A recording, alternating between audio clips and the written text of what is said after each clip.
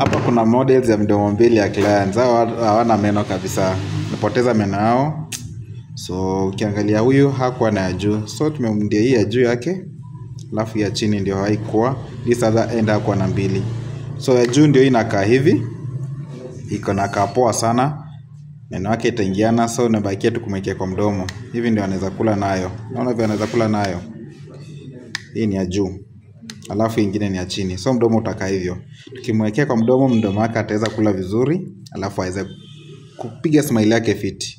That's patient 1. Then kuna huyu naye chini hakuwa na meno yote.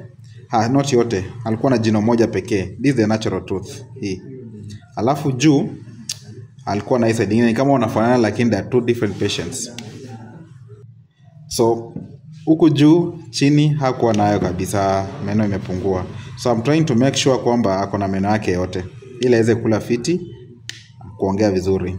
So remember, this is Abyssinia Dental Center, your healthy smile at top priority. So hizi meno tutahakikisha sasa naenda kufanya what is called flasking. Ni kuhakikisha kwamba na harden hiyo meno vizuri kabisa, nifanye contouring, nimweke kwa mdomo, juu ni wax. So this one, this two, hii ni meno yao. Nafunga vizuri sana. Naona? Kazi safi hapo, kazi safi. So pia kama unahitaji meno kama hii, tutembelee hapa Abyssinia Dental Center.